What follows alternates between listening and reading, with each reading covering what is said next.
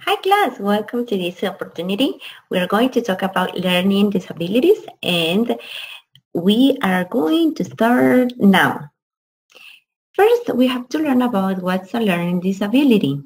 And it's a condition in the brain that causes difficulties comprehending or processing information and can be caused by different factors. And there are a lot of different types of disorders. First, before we have to talk about them, we are going to start giving some directions that a teacher can have in count for helping a student with disabilities. And first, we have break learning into small steps that will help the student to get all the activities that has to do and how to do it. The directions, instructions have to be very clear so they will know what to do. And we have to take in account scaffolding, that it's also something that seems to make a real difference. And right here, I wanted to add some graphic that you will see in the blue part, that it's how you can develop your scaffolding to help your student. And of course, we also have the strategies to make this scaffolding, with each method or technique that you can use at your classes whenever you have a student with some learning disability. And let's start to learn about the learner's disabilities. We are going to mention all of them. And first we have dyslexia, dyscalculia, dysgraphia, dyspraxia, which is the sensory integration disorder, the central auditory processing disorder, non-verbal learning disorders, visual perceptual visual motor deficit, also called, and at least we have language disorders. And two of those that are very important is aphasia and dysphasia. So right here we are going to talk about dyslexia. And dyslexia is a learning disorder that affects the ability to read, spell, write, and speak. Kids who have it are often smart and hardworking, but they have trouble connecting letters. So we have to take in account that they can confuse them, and dyslexia symptoms change at different ages and stages of their lives. Maybe at the beginning of the scholarship years, the student didn't show up these dyslexia symptoms, but later on you will see something that is going bad, and you have to take in count that it will change according to the scholarship grades and according to age of the students. And we can say that dyslexia treatments are focused on each person's age and level as well. So we have to talk with a specialist to see what's the level or what we can do to have a very good treatment according to age and levels. We also have dyscalculia. It's a term for difficulties with ads, including weaknesses in understanding the meaning of numbers and difficulty applying mathematical principles to solve the problems. Dyscalculia is not usually identified early, so you can be very focused on other areas, but if you're having like a math area down there, you have to take in account that dyscalculia show up later, not especially at the beginning of the scholarship years. And some symptoms of dyscalculia are confusing mathematical symbols, poor mental arithmetical skills, inability to remember mathematical concepts, and the rules and sequences. So these are very important to get them in count. We also have dysgraphia that comes from the Greek dys, impaired, and graphia, letter form, hand or making letter forms by hand, which means impaired in letter written skills. And this is all about how you write, how you make letters, and how is it. So be very careful if you have a letters like this, because it might be a problem. And we, right here, we can show the part of our brain that it's affected, but we can say that the therapist can work to improve the hand strength and fine motor coordination needed to type and write by hand. So you can improve your skills in here according to what a therapist will tell you about. They might also help kids learning the correct arm positions and body postures for writing. As you can see on the picture, the boy is very well seated down, not as me that I'm a little bit lying on. So we have to take into account all this because it affects. And then we are going to talk about also about dyspraxia. And it's also known as developmental coordination disorder, DCD by the initials in English. And it's a common disorder that affects movement and coordination. Dyspraxia does not affect your intelligence. It can affect your coordination skills, such as tasks requiring balance, playing sports, or learning to drive a car. Dyspraxia can also affect your fine motor skills, such as writing or using small objects. So be very careful if you cannot work something but your hands, because it might be a symptom. And right here we have some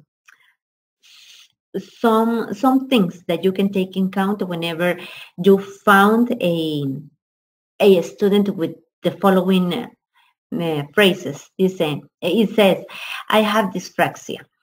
That means that I might need more help on the playground.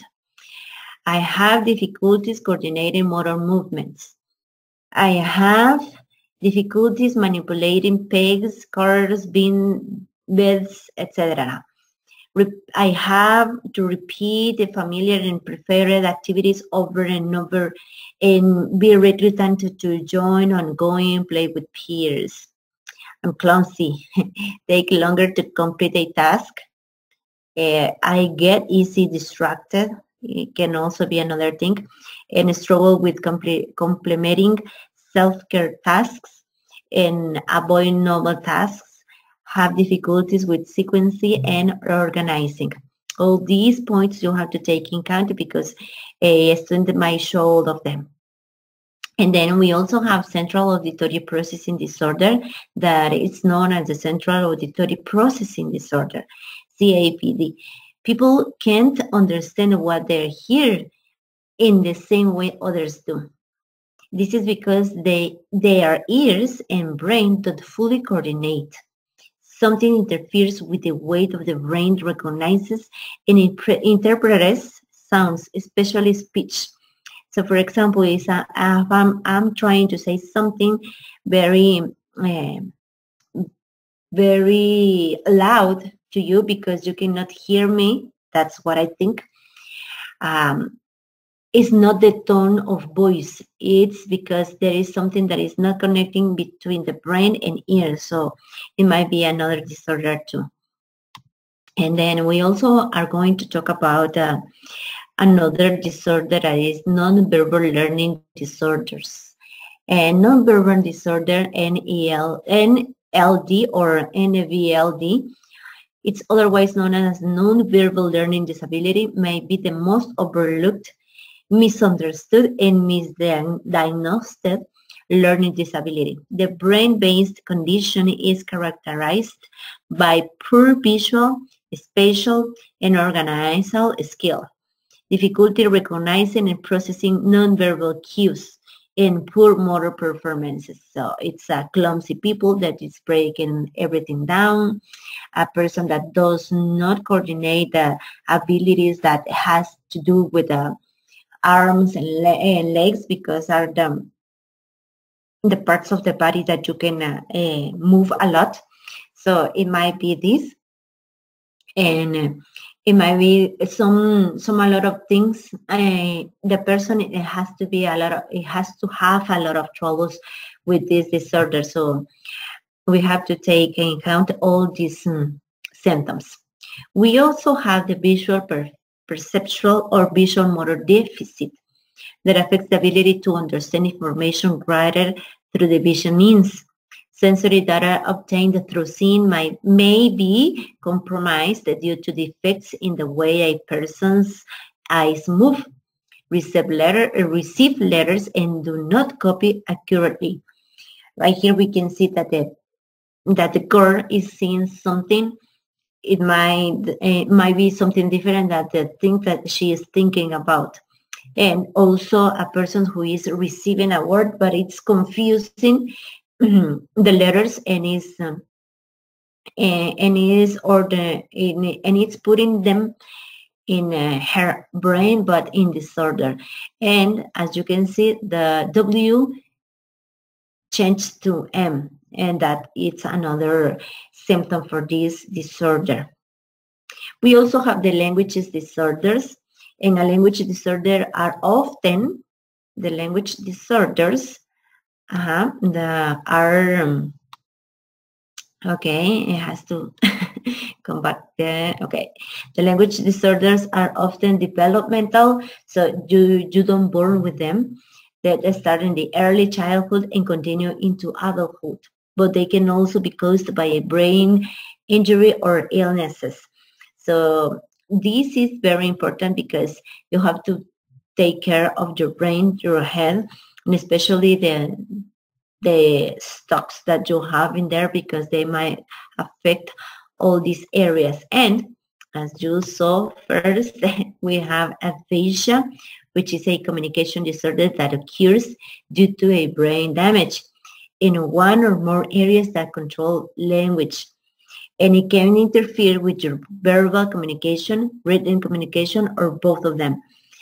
It can cause problems with your ability to read, write, speak, understand, and speech and listen. So, for example, if I'm thinking that I want an apple, but what I said, it's something totally different. So this might affect the aphasia disorder. And we also have dysphasia. Dysphasia, there are those disorders that are related to development. Dysphasia and aphasia have the same causes and symptoms, but some sources suggest that aphasia is more severe and involves a complete loss of speech and comprehension ability. Dysphasia is, on the other hand, only involves moderate language impairments. So we can also say that dysphasia is something that it'll affect the same things as aphasia, but in another level. And we also have to know about that these disorders will always be diagnosed by specialists. The specialists who do these evaluations are called the speech-language pathologists. So be very careful, because if sometimes we confused our words or we confused our meaning or saying something, it might doesn't be a disorder, but we have to be careful, because it might be those first symptoms that we don't think about it, but it has to be very careful with all our abilities. And yeah, the treatment for the learning disorders are educational interventions and specific skill instructions like vocabulary, discerning meaning, and the fact finding. We also have to change strategy according to the instructions, decisions making, critical thinking. We have to be open-minded, and compensatory skills will help to our students to come over these treatments, over these disorders, according to the treatment that the specialists will give. And we have to have clear that a person with a disorder is not a person that cannot do anything. It's a person that will need some extra help to do things, but we also have to take in account that they are smart. They are not people that are not smart. They are people that are smart, but in different ways than others. And so this is all for today. Thank you very much for paying attention, and I hope you got something clear for this from these learning disorders. This is Tania, and see you next time.